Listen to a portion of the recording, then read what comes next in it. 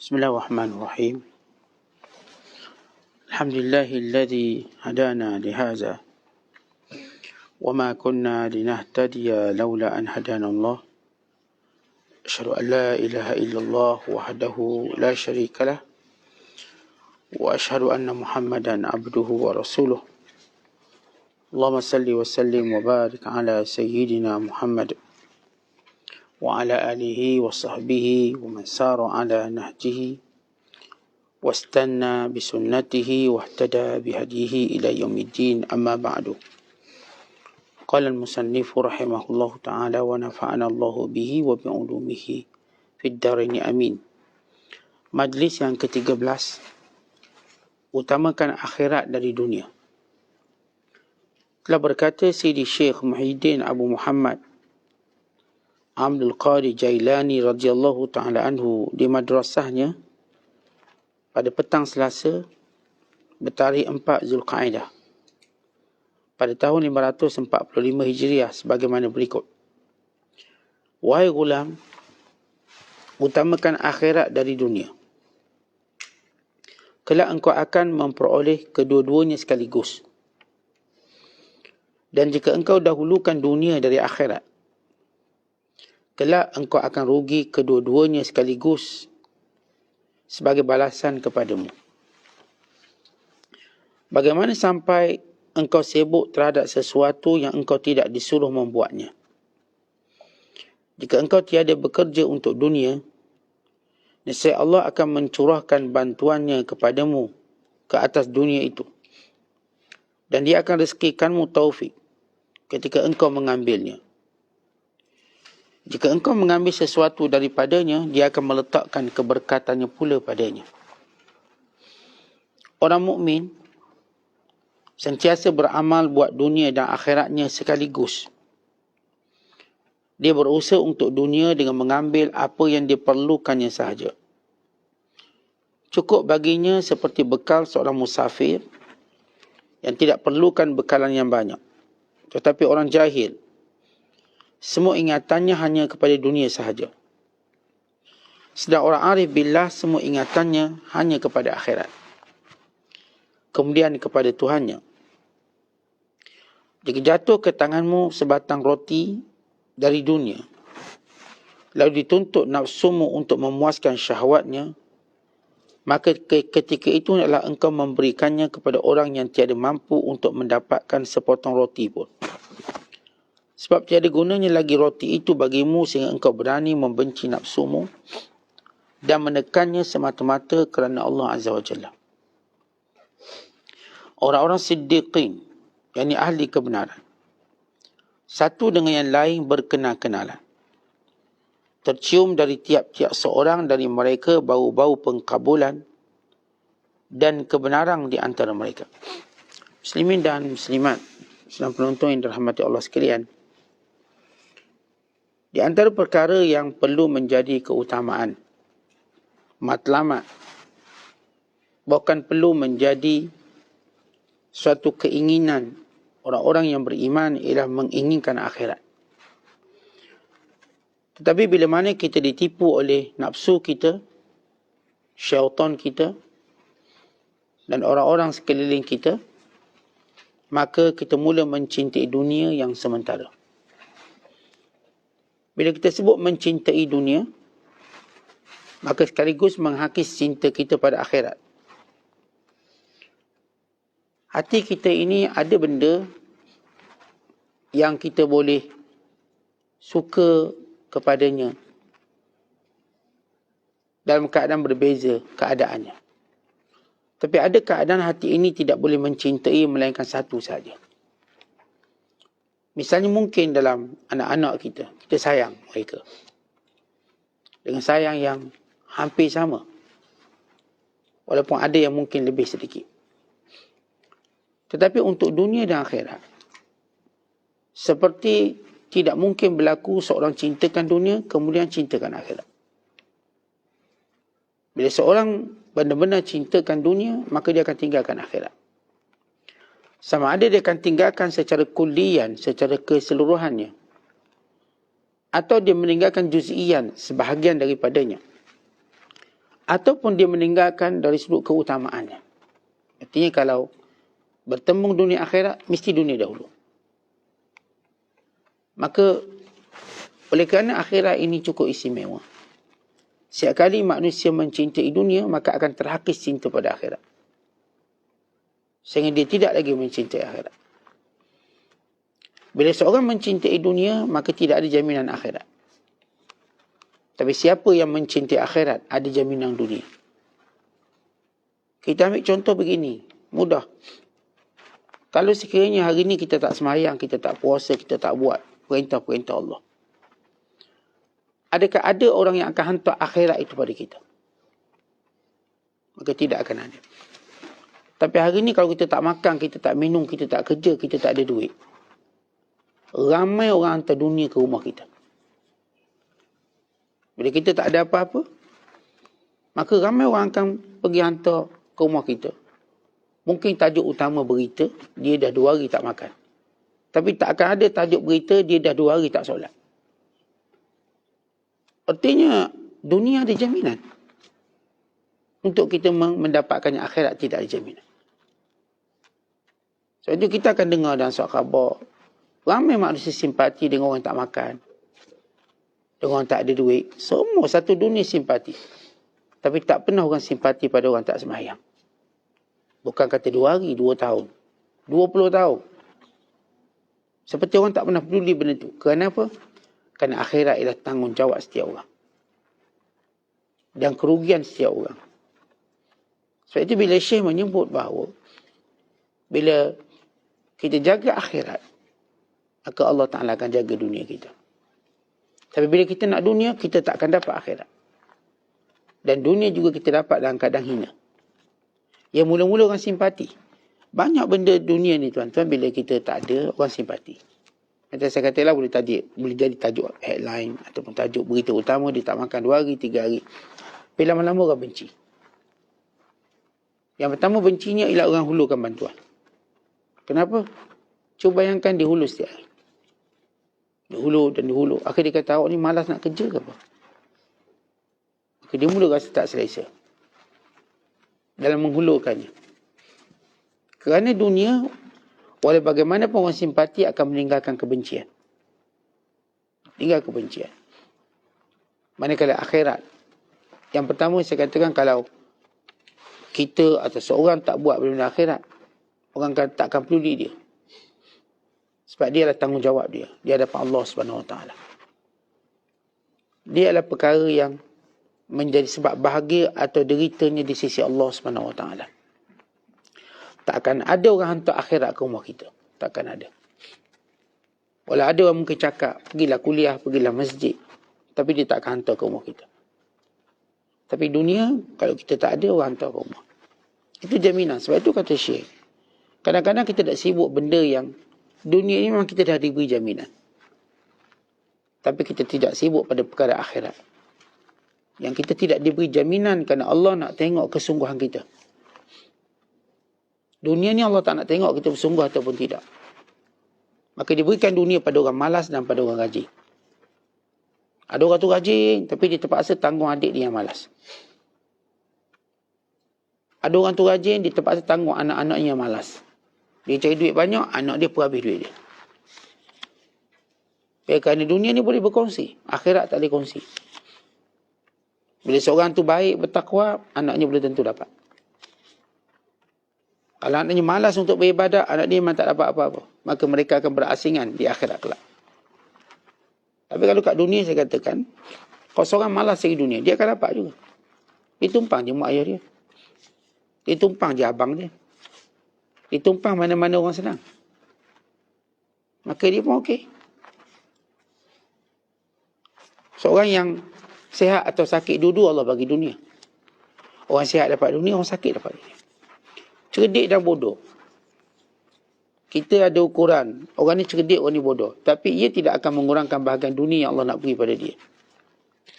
Cerdik seorang tak akan menjadikan dia mendapat lebih dunia daripada apa yang ditakdirkan. Bodoh seorang tak akan mengurangkan dunia daripada apa yang Allah takdirkan. Makanya kita dengan ukuran kita, sebab ukuran kita cerdik bodoh ni lebih pada materialistik. Dia tak lulus SRP, SPM, dia tak lulus universiti, bodoh. Ayat kita lah bodoh. Tiba-tiba dia berjaya, kita kata cerdik. Yang ni pula kolonisti tak ada kerja, orang kata bodoh. Walau dahulu dia nama pelajar terbaik, pelajar tercerdik. Sebab ukuran manusia cerdik bodoh tu subjektif. Hari ni dia kata kita bodoh, esok dia kata kita cerdik. Tetapi akhirat, kalau bodoh memang bodoh, kalau cerdik memang cerdik. Kerana akhirat, orang nak akhirat, nak menyelamatkan satu benda yang menjadi kerugian yang paling besar dalam kehidupan manusia. Sebab itu Allah menamakan orang berjaya bukan pada dunia. Sebab kejayaan dunia ni agak subjektif, terlalu subjektif.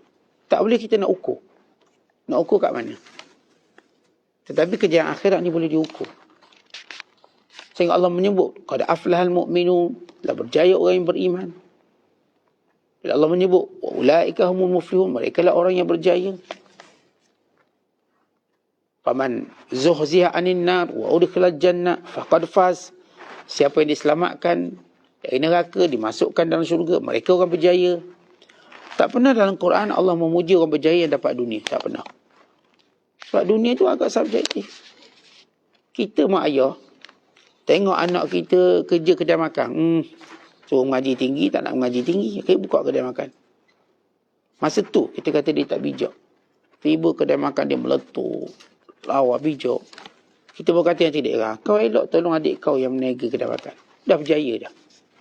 Akhirnya dipuji pula yang ni, yang pernah dikutuk. Yang pernah dipandang rendah. Tetapi akhirat tidak begitu. Bila kita katakan dunia tu ada jaminan-jaminannya. Pada semua orang, malas, bodoh.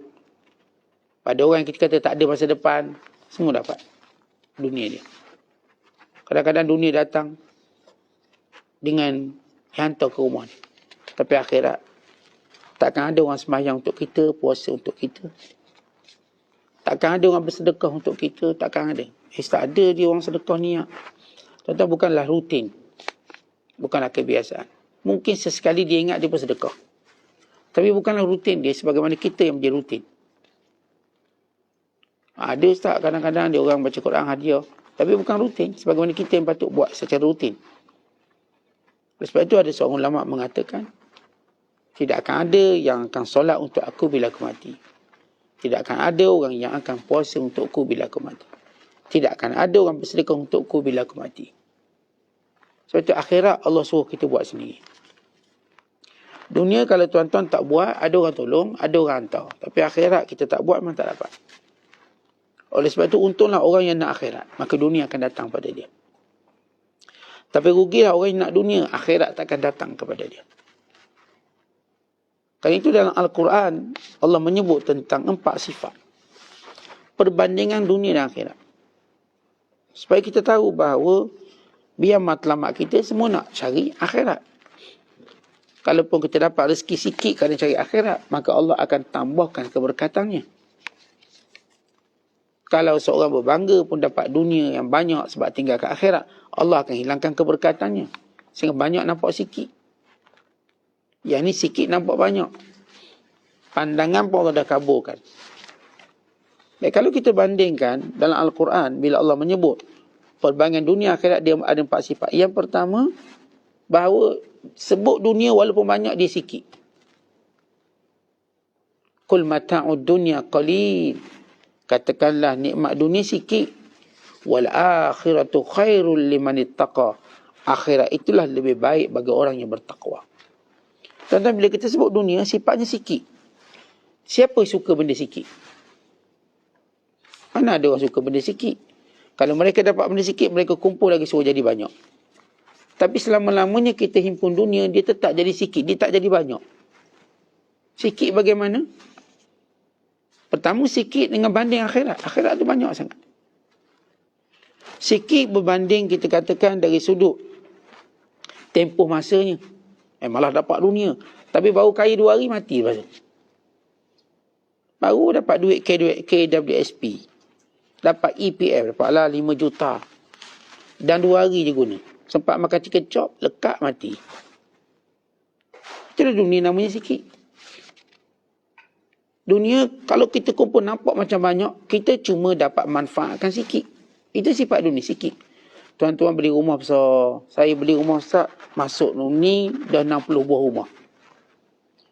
Baik, awak ada 60 rumah kan? Ya, 60. Awak boleh guna berapa buah rumah? Satu je, Sat. Satu je. Rumah satu tu awak guna tingkat atas ke tingkat bawah? Tingkat bawah.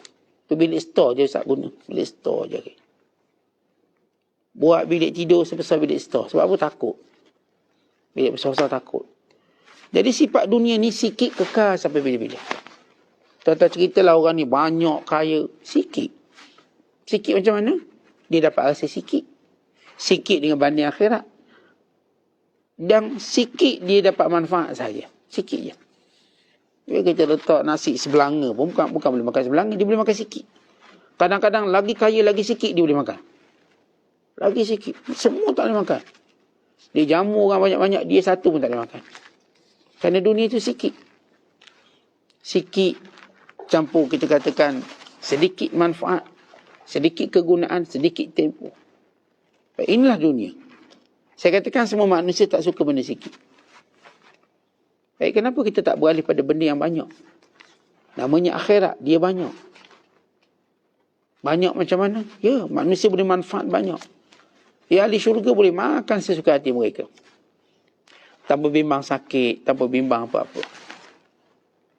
Tetapi dunia, walau kaya pun masih takut duit akan habis. Sebab apa? Sikit.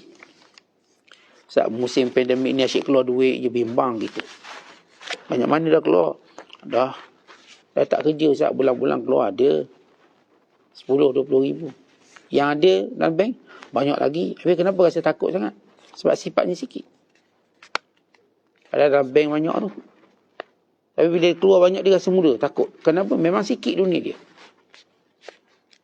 Kemudian Allah menyebut antara beza dunia dan akhirat. Bahawa dunia ni tuan-tuan dia bercampur-campur dengan benda yang tidak menyenangkan. Akhirat tak ada campuran itu. Melainkan semuanya suci, bersih, segar. Bila dalam dunia ni tuan-tuan, yang sihat-sihat kemudian campur dengan sakit. Gagah-gagah campur dengan penat. Dia ada benda campur yang merosakkannya. Apa benda yang kita nak, benda dunia ada campuran yang menghilangkan kemanisannya. Ya, perempuan lawa, bagus, perangai pula uduh. Dah kurang dah. Ni nampak fizikal, cantik, lawa, ada penyakit pula. Dia mesti ada syawaib. Pengganggu kenikmatan dunia. Pengganggunya ada. Kita dah elok rumah comel, bini pun comel, anak-anak comel, jirang pula uduh. Uduh perangai. Allah. Rasa rumah tu macam sempit. Dah cantik dah kita semua itu pemimpin. Kita pula masalah. Oh. Ada je syawaib dia. Pengganggu dia. Kita dah senang-senang, duduk kat hotel, tenang. Dia buka lagu pula kuat. Pengganggunya ada. Dia tak macam kita nak. Tak macam kita nak. Kita dah beli kereta baru, kereta besar, kereta luar. Jalan pula jam. Dah kereta dah besar ni. Oh, seronok kereta ni boleh jalan jauh. Tiba jalan pula jam. Melekat situ. 3 hari jam. Itu dunia. Dia ada syawaib. Waktu kita sebut indah dunia, mesti dia ada pengganggu dia. Sebut je indah. Kat mana indah dunia? Ganggu dia ada. Tapi akhirat tak ada gangguan itu. Sebab di akhirat tak ada penat. Tak ada mengantuk. Tak ada bosan. Tak ada kita katakan tua. Tak ada. Semua benda tu tak ada. Sedangkan di dunia semua benda tu ada. Kemudian yang ketiga, dari sudut afdal. Maksudnya dari sudut hebat benda tu. Tentang benda dunia ni, dia tak hebat. Dia ada kekurangan dia. Tapi akhirat, dia tidak ada sedikit pun kekurangan. Dia hebat. Dia paling bermutu. Dan ini yang disebut oleh Nabi SAW. Bahawa kalau sekiranya wanita syurga itu, ni wanita syurga ni, dia punya hebat. Kalau dia jenguk, tengok dunia ni, dia jenguk je. Cerah dunia. Dan mewangi seluruh dunia. Dan sanggur di atas kepalanya lebih baik daripada dunia dan segala isinya. Sebab dia afdal. Itu Allah sebut, wal akhiratu khairun wa abqa. akhirat lebih baik. Kalau kita sebut kenderaan ini bagus, kenderaan akhirat lebih bagus. Macam tuan-tuan naik kereta. Kereta ni bagus. Tuan-tuan tengok kereta lebih bagus lagi. Lebih bagus lagi. Lebih bagus lagi. Yang dah buat kereta paling bagus pun dia nak tengok kereta lebih bagus lagi. Tapi akhirat Allah dah jadi komplit bagus. Afdal dia komplit. Semuanya nampak kehebatan. Ketika mana dunia ni nampak kekurangan, tak hebat, tak berapa afdal. Kita belilah macam mana pun, kita miliki apa pun, nampak kurang dia kat mana. Tetapi bila melihat nikmat syurga, kalau sebut arak tidak memabukkan. Kalau sebut sungai susu, sungai madu, yang afdal cara hidangan-hidangannya. Servis, kita sebut kat dunia ni tip-top servis, lebih hebat lagi. Di akhirat kelak, seorang bila nak minum air, dia tak payah minta. Datang pelayan syurga, letak air pada dia. Dan letak betul-betul macam dia nak. Tanpa dia perlu bercakap. Tak payah cakap. Kita dah lah kena panggil. Tunggu pula 10 minit. Lepas tu dia datang, dia beri macam benda yang kita tak nak pula. Lah, mengamuk kita. Syurga ataupun akhirat, afdal. Semua jenisnya afdal. Suteranya yang paling afdal. Yang paling baik, kenderaannya. Semua perkara, istana dan lain-lainnya. Yang keempat, bahawa nikmat dunia walau bagaimana hebat, maka dia akan binasa. Dia mesti akan binasa. Zailun, habis. Kalau dia tak binasa dulu, kita binasa dulu. Tetapi nikmat akhirat itu bakin kekal sampai bila-bila. Sebab dia tak akan ada istilah tua atau lama. Dunia ni tuan-tuan, indah, maka disebut lama. Ni barang lama. Ni barang tua. Begitulah perbezaannya. Sebab tu kata Syekh Abdul Qadir, engkau sibuk dengan benda dunia yang kau tak disuruh. Sebab apa tak disuruh? Kerana ini bukan benda kekal, ini bukanlah benda keutamaan. Tapi engkau tidak sibuk pada benda yang Allah Ta'ala suruh. Sedangkan dunia ini, kalau kamu tak sibuk, maka tetap ada yang jaminan-jaminan datang kepada kamu. Kerana itu Allah Ta'ala sentiasa mengingatkan kita. وَمَا الْحَيَاةُ الدُّنْيَا إِلَّا لَعِبٌ وَلَهْ وَلِلدَّارِ الْآخِرَةِ خَيْرٌ لِلَّذِينَ يَتَّقُونَ أَفَلَا تَعْقِلُونَ. Dan tidaklah kehidupan dunia ini melainkan cuma main-main dan hiburan. وَلِلدَّارُ الْآخِرَةِ, dan negeri akhirat. Khairun, sebenar-benar tempat yang baik. لِلَّذِينَ يَتَّقُونَ, bagi orang yang bertakwa. Afala ta'qilun, kamu tak ada akal ke nak fikir? Tentang manusia, kita sentiasa berfikir untuk dapat lebih baik. Kalau kita jumpa apa lebih baik, kita tinggal yang tak baik. Kalaupun kita guna dalam keadaan hati kita rindu pada benda baik. Contohlah kalau kita naik kereta kancil, dan hati kita nak kereta Wira.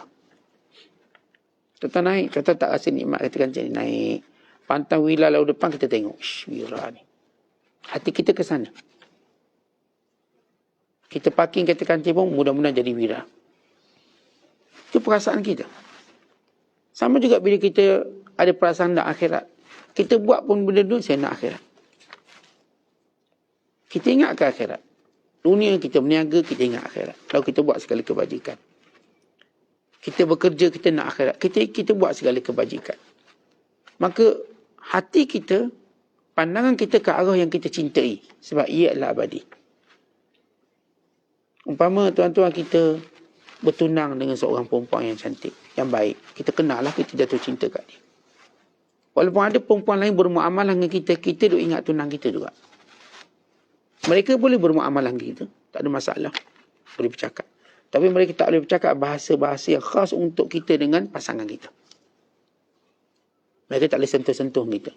Boleh cakap, boleh duduk jabat 8 jam bekerja dengan kita, tapi jangan sentuh-sentuh, kamu tak ada apa hubungan dengan saya. Tapi bila orang yang kita sayang, tunang kita, kemudian jadi isteri kita, yang ni segala-galanya boleh. Hati kita dengan dia. Maka demikian juga orang beriman, waktu berada di dunia, dia sudah bertunang dengan akhirat. Takkanlah nak putus tunang dengan akhirat. Kerana tunangnya akhirat cantik, sempurna. Di dunia ini cuma untuk dia bermuamalah. Hatinya, jiwanya tetap ke arah sana. Sebab itu kalau kita tahu kita dah bertunang dengan akhirat, takkanlah tuan-tuan nak rosakkan tunangan itu. Dengan perkataan kita, kita rosakkan. Dengan perbuatan kita. Akhirnya berlaku putus tunang. Sama ada kita putuskan atau dia putuskan, dua-duanya kita rugi. Kerana itu kita kena tahu, dunia ni jangan sampai kita rakus melihatnya. Kerana Allah menyebut, وَلَا تَمُدَّنَّ عَيْنَيْكَ إِلَى مَا مَتَّعْنَا بِهِ أَزْوَاجًا مِّنْهُمْ زَهْرَةَ الْحَيَاةِ الدُّنْيَا لِنَفْتِنَهُمْ فِيهِ وَرِزْقُ رَبِّكَ خَيْرٌ وَأَبْقَى. Jangan mata-mata kamu melilau, tamak, melihat sedikit nikmat yang kami berikan kepada orang tertentu. Untuk kami menguji mereka, fitnah mereka, dan untuk kami azab mereka. Sedangkan rezeki di sisi Tuhanmu lebih baik dan lebih kekal. Sebab itu kita orang beriman, jangan duk cemburu orang kafir yang ada dunia. Jangan. Sebab Allah nak jadikan benda itu untuk azab mereka. Tambah azab. Tapi kita terus sibuk memburu rezeki Allah. Yang ini pahala-pahala. Rezeki Allah ni maksudnya pahala-pahala. Yang baik di sisi Allah Ta'ala, kerana ia lebih kekal, ia yang mengembirakan, ia menyenangkan kita. Kerana itu kata Syekh lagi, orang mukmin dia beramal buat dunia dan akhiratnya sekaligus. Orang mukmin artinya kalau nak ambil dunia, dia mengambil dunia dengan akhirat. Macam mana? Dunia yang dipimpin oleh akhirat.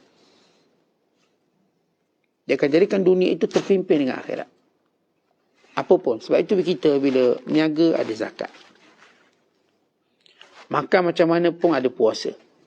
Puasa kait dengan makan. Macam mana pun kita nak buat, dia ada benda ibadat. Kita nak melancong, melancong dalam ibadat. Pergi haji, pergi umrah. Naik kapal terbang juga macam melancong. Tapi dalamnya ada ibadat. Dan apa pun perbuatan kita, dia ada nilai ibadat di dalam tu. Yang ni akhirat memandunya. Tuan-tuan nak kahwin, itu urusan dunia. Tapi akhirat yang memandunya. Dengan segala rukun syarat yang kita patuhi. Dan bercita-cita biar pasangan kita ialah pasangan di syurga. Maka sentiasa akhirat menuntun dunia ini. Maka inilah orang yang benar-benar berjaya. Kemudian kata Syekh, dia kalau ambil dunia yang dia perlukan. Ambillah dunia kadar kita perlu dan buatlah akhirat ikut kemampuan. Supaya kita tak bosan. Bila kita sebut ambil dunia ikut perlu, maka tu keperluan kita kat mana? Kalau kita memerlukan dengan jumlah yang lebih besar, kita ada tujuan-tujuan ni, silakan. Kalau kita macam gini, kalau kita letak ni semua bahan-bahan masakan, kita dari chef lah masuk pertandingan chef. Maka kata juri, baik, belakang awak tu semua ada macam-macam bahan-bahan untuk masakan. Dia awak pilihlah apa yang awak nak masak. Awak ada masa lebih kurang 5 minit memilih barang. Takkanlah tuan-tuan ambil semua barang. Kita ambil barang apa yang kita perlu. Kita dah fikir dalam kepala otak kita, okey, nak masak sweet sour 3 rasa. Kita pun ambil ikan siakapnya, kita ambil tomatonya, kita ambil daun limau puruknya, kita ambil benda-benda yang kita tahu, itu kita perlukan. Ya banyak sikit bergantung macam mana kita fikir. Tapi kita tak akan ambil semuanya. Sebab apa? Masa tak cukup. Kerana kita perlu siapkan hidangan ni. Bukan perlu banyakkan bahan tu, perlu siapkan hidangan tu. Lalu kita pun ambil, kita pun pergi ke meja pertandingan, lalu kita pun terus mencampur ataupun kita adun dia dengan elok-elok, maka jadilah matlamat kita. Sama juga ambillah dunia. Tapi ikut keperluan. Untuk kita bina akhirat kita. Ya, kita perlukan isteri untuk akhirat kita ambil. Kita perlukan rumah untuk akhirat kita ambil. Kereta untuk akhirat kita ambil. Pilih. Kita ada masa terhad. Jangan ambil yang kita tak perlu, nanti kita buang masa akhirat kita. Lalu kita pun ambil, lalu kita pun adung dia untuk membentuk matlamat kita. Yang nak masak untuk 10 orang makan, okey. Yang nak masak untuk sekampung makan, ambil banyak sikit. Jangan ambil kuali kecil, ambil kawah. Sebab kita punya keperluan, kita nak tolong satu kampung. Yang rasa dia nak makan dengan bini dia je, Ustaz, saya nak makan dengan bini saya je, ambil puyuk kecil. Yang rasa nak makan keluarga dia besar sikit, ambil puyuk besar sikit. Berdasarkan keperluan. Maka kalau, sebab itu tuan-tuan, bila dunia ni kita kena ada matlamat. membentuk akhirat. Kalau sekiranya saya katakan saya memang nak tolong fakir miskin, saya nak tolong sekian, baik, ambil banyak sikit. Sebab kamu ada matlamat yang besar dan keperluanmu lebih banyak. Sebab saya nak tanggung adik-beradik saya semua. Sebab mak saya amanahkan saya jaga adik-beradik. Maka kamu ambil lebih banyak. Sebab kamu ada tanggungjawab. Nak beri kepada kakak, beri ke adik, sila ambil. Tapi hati-hati ambil yang bukan keperluan. Akhirnya kita tinggal, lalu kita dipaksa jawab di hadapan Allah Ta'ala. Kita tinggalkan harta yang banyak yang tak digunakan. Maka kita pasti menyesal dengan perbuatan tersebut. Kemudian kata Syekh lagi, orang arif billah tadi, bila jatuh dari langit sebuku roti pada dia, jatuh, pasti dia akan letakkan keutamaan kepada orang lain. Sebab dia sentiasa akan cuba mendidik nafsu dia. Tentu orang kita nak tengok, kalau dia memang nak akhirat, dia ada satu watak, dia akan didik nafsu dia. Dia tak biar nafsunya bebas. Macam tuan-tuan tengok, anak-anak yang berjaya, mesti mak ayah dia akan kunci pergerakan dia. Tak bebas nak keluar ke sana ke sini sebab mak dia nak pastikan anak dia berjaya. Bukan bila anak ni, bila pemerintah pula nak suruh anak ni lebih berjaya, dia kunci dekat asrama. Kita nampak anak kita duduk asrama penuh. Tak, mereka dipenjarakan. Daripada pergaulan yang boleh merosakkan. Diatur waktu baca buku. Waktu makan. Bukan lagi ikut kehendak dia. Kita duduk asrama, kita tahu.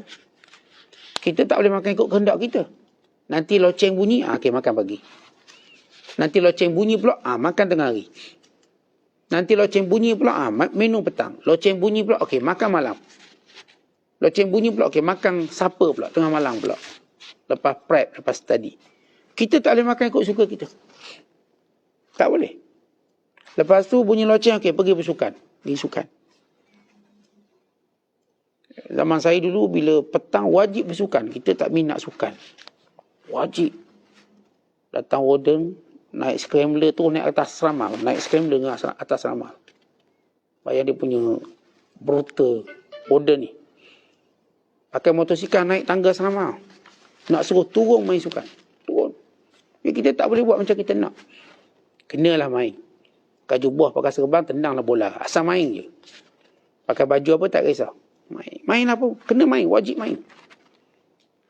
Begitu tuan-tuan kalau kita lihat dengan disiplin tadi, orang ni keluar, dia pun berjaya. Masakan orang yang nak akhirat tak ada disiplin dengan dunia? Mesti ada disiplin dia. Dia akan kekang nafsu dia. Dia tak akan biarkan nafsunya ikut suka nak. Sebab tidak, dia tak akan berjaya akhirat. Maka dia jaga makan minum dia. Jangan makan yang haram. Jangan makan hak orang. Jangan sampai makan benda yang dilaknat oleh Tuhan. Jangan diambilnya di hak orang. Jangan diterimanya rasuah. Jangan dia memberi rasuah. Semua benda ni bahaya. Kemudian walaupun makanan halal, dia masih lagi catu dengan berpuasanya. Supaya nafsunya tunduk. Demikian juga pergaulan. Dia tahu nak bergaul dengan siapa. Dia tahu siapa yang dia boleh bergaul bebas sikit. Siapa yang dia langsung tak boleh bergaul. Maka semuanya itu disiplin dia. Tentang kita, kalau cerita hari ni COVID, kita nak jadi close contact tu, kita takut dengar tu. Dengar awak ni close contact. Berdebar kita ni. Bayangkan akhirat kelak kalau kita disebut close contact dengan orang jahat. Kalau kita kena bertanggungjawab. Kena test juga. Tentu kalau kat dunia close contact dengan pesakit COVID, kena test pun kita dah rasa tak selesa. Kena kuarantin juga kita. Sihat pun. Walau tak ada simptom. Tapi awak close contact dengan dia kan, 14 hari. Ambil gelang satu. Bayangkan akhirat kelak kalau kita close contact dengan orang jahat. Awak ni ada close contact dengan ni. Dia ni terima rasuah. Dia ni beri rasuah. Jadi awak ni close contact dengan dia. Minum sekali dengan dia penuh. Kat kopitiam. Tunggu dulu. Kita swab test dulu awak ni. Kita quarantine dulu awak. Sehingga betul-betul awak tak terlibat. Kalau kita faham benda tu, kita takut. Janganlah bergaul dengan orang yang ikut dang kita. Tahanlah nafsu walaupun gembira berkawan dengan dia. Tapi boleh menyebabkan kita dituduh close contact dengan orang yang Allah murka. Kita tak nak duduk. Fala taq'udu ma'ahum. Innakum idza misluhum. Jangan kamu duduk bersama mereka. Kalau tidak, kamu dihukum macam mereka. Allah dah ingatkan kita. Jangan duduk dengan mereka. Orang-orang yang buat jahat, zalim. Nak duduk boleh dengan keadaan kita nak tegur dia. Begitu bagaimana orang-orang arif melihat dunia, dikekangnya. Kemudian kata Syekh, dek kerana mereka mengutamakan akhirat dan mengambil dunia dengan panduan akhirat dan mengambil dunia untuk melebihkan orang lain, maka ketika itulah mereka akan sampai satu martabat siddiqin. Apa itu siddiqin? Orang benar. Benar bercakap, benar tindakan. Dan mereka akan saling mengenali dengan para siddiqin yang lain. Tuan-tuan, kalau kita jadi doktor, kita akan kenal semua doktor lain. Automatik. Sebab tuan-tuan bertugas kat hospital. Tuan-tuan jadi cikgu, tuan-tuan akan kenal cikgu-cikgu lain. Walau bukan satu sekolah dengan kita. Sebab kita akan mesyuarat dengan dia, kursus dengan dia. Tapi kalau kita jadi orang bertakwa, kita mula kenal orang bertakwa macam kita. Kalau kita menjadi siddiqin, maka kita akan kenal siddiqin macam kita. Sebab itu tuan-tuan, kita nak tahu siapa kita, lihat siapa sahabat kita. Sahabat kita itulah menentukan level kita kat mana. Kalau kita bersahabat dengan cincai-cincai lagi ni, masalah kita pun darjat pun masih cincai. Tapi kita berkawan dengan orang yang jaga solat jemaah, orang yang menjaga ilmu, orang yang menjaga halal haram, maka kita di kalangan para siddiqin. Itu membenarkan apa yang kita tahu, melakukan apa yang kita tahu. Maka darjat kita akan naik. Jadi tak susah kita nak tahu kedudukan kita. Tengok siapa sekeliling kita. Kalau sekeliling kita masih kita cenderung pada orang-orang yang teruk, buruk, maknanya kita belum lagi mencapainya. Kita cuma masih mencium bangkai bagaimana anjing mencium bangkai. Dan namanya anjing yang dapat dicium pertama bangkai. Maksudnya bila kita masih berperangai buruk dengan Allah, yang kita cium masih lagi benda buruk yang melawan perintah Allah.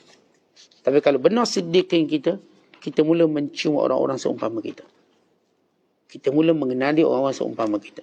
Lalu itulah yang menjadikan kita istiqamah dan penerimaan Allah terhadap setiap amalan yang kita buat. Wallahu bissawab. Assalamualaikum warahmatullahi wabarakatuh.